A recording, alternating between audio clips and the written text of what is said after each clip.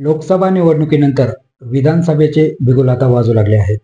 राज्यभरामध्ये विधानसभा अनेक राज्यांमध्ये विधानसभेच्या निवडणुका काही महिन्यामध्ये पार पडणार आहे. त्यातच मावळ तालुक्यामध्ये प्रसिद्ध असणारे अनेक वर्षांपासून काँग्रेसची एकनिष्ठा असणारे गायकवाड कुटुंबीय एकनिष्ठ असूनही कायम मावळ तालुक्यामध्ये विरोधात काम केलेले असे गायकवाड कुटुंबीय मात्र ते आज कुठेतरी पक्ष सोडण्याच्या मार्गावर आहेत. गायकवाड कुटुंबियाची चौथी पिढी ही काँग्रेस सोबत एकनिष्ठ असूनही त्यांनी मावळमध्ये पक्षासोबत एकनिष्ठ राहून काम केले. मात्र आता कुठेतरी पक्ष बदल हवाय या संदर्भात आपल्याशी बोलण्यासाठी स्वतः किरण गायकवाड आहेत. सर, नेमकं काय कारण आहे की काँग्रेसचे एवढे वर्ष एकनिष्ठ राहून तुम्ही आता काँग्रेस सोडण्याचा विचार करताय? नाही, काँग्रेसशी आम्ही एकनिष्ठ होतोय सगळं तालुक्याला माहिती आहे. आणि विशेष म्हणजे मी NYSAच्या अध्यक्षपासून बघतोय का मावळात नेहमी आम्ही विरोधी पक्ष म्हणूनच राहिलेले.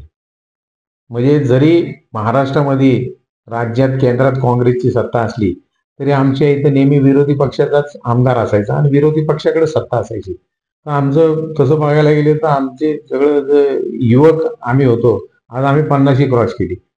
तोपर्यंत आम्ही विरोधक म्हणूनच काम केलेलं मावळ तालुक्यात. मग आता सुनील शेळकेंसोबत जाणार तुम्ही सुनील शेळकेंसोबत जाणार अशा चर्चा आहेत. आता त्यात कितपत तथ्य आणि अजित पवारांसोबत या संदर्भात काही बोलणं झालंय का? नाही, अजून बोलणं कुणाबरोबर झालेलं नाही. पण आता सुनीलांना शेळकेबरोबर जाणार हे जे लोकांना वाटते त्याचं बी एक कारण आहे. कारण की जे जी चांगली कामं आमदार करतोय तर ते लोणावळ्यात आले किंवा तालुक्याला तर आम्ही त्यांचं कौतुक करण्यासाठी आम्ही तिथं हजर असतो. म्हणून साहजिकच लोकांना वाटणारच का आम्ही आमदार शेळकेबरोबर जाऊ. पण अजून माझा कोणाशी संपर्क झालेला नाहीये.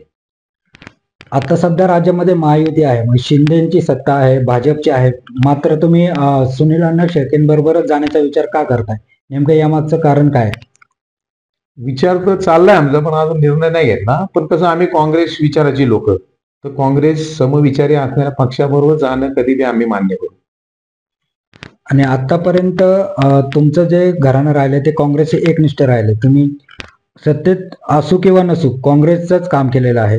मात्र यंदाच्या विधानसभा निवडणुकीमध्ये काही तुम्हाला पद मिळावं किंवा काही अपेक्षेने तुम्ही पक्षप्रवेश करता आहात की नागरिकांच्या सेवेसाठी जाता? नाही, पदाची अपेक्षा मला नाहीये. कारण की जी संघटनेमध्ये जी पदं असतात ती सर्वोच्च पदं मी भोगलेला माणूस आहे. आणि आता मी कुठेही प्रवेश करेन तर कुठल्याही अटी शर्तीवर प्रवेश नाही करणार. जनसेवा करण्यासाठी, जनतेची सेवा करण्यासाठी, गोरगरिबांना न्याय मिळावा आणि विविध योजना कशा राबवता येईल त्याच्यासाठी मी पक्षात प्रवेश करणार आहे. तुम्ही आता नुकताच काँग्रेसच्या सदस्यत्वाचा राजीनामा दिलेला आहे. मग इथून पुढची पावले तुमची कशी असणार आहेत आणि तुमची भूमिका काय असणार?